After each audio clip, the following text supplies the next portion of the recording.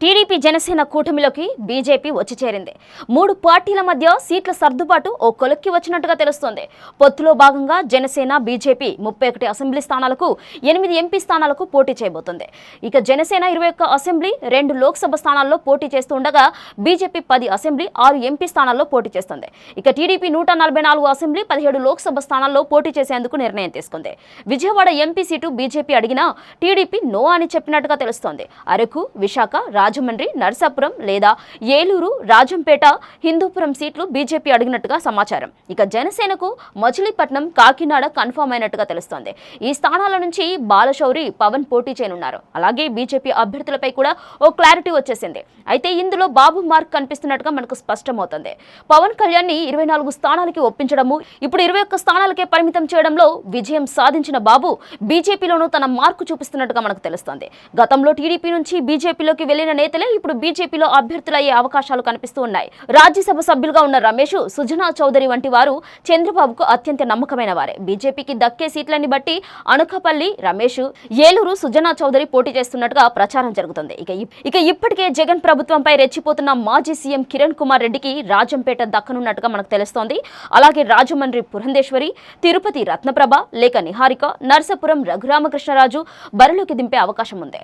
అలాగే మాజీ ఉపరాష్ట్రపతి వెంకయ్యనాయుడు శిష్యుడుగా ఉన్న సత్యకుమార్ హిందూపురం, విశాఖ, జీవీఎల్ పోటీ చేసే ఛాన్స్ ఉన్నట్టుగా తెలుస్తోంది.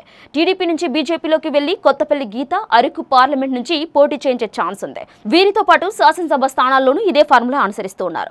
ధర్మవరము, వరదాపురం సూరి, జమ్మలమెడుగు ఆదినారాయణ రెడ్డి కూడా టీడీపీ సానుభూతి పరలే. కేవలం బీజేపీ మాత్రమే కాదు, జనసేనలో పోటీ చేసే అభ్యర్థులు కూడా తనకు అనుకూలమైన వారినే ఉండేలా చంద్రబాబు జాగ్రత్తలు తీసుకున్నట్టుగా మనకు కనిపిస్తోంది. ఇక బీజేపీకి విశాఖ నార్త్, గన్నవరము, కైకలూరు, మైదుకూరు, మదనపల్లి, గుంటూరు సిటీలో ఒక స్థానం దక్కే అవకాశాలు ఉన్నట్టుగా తెలుస్తోంది.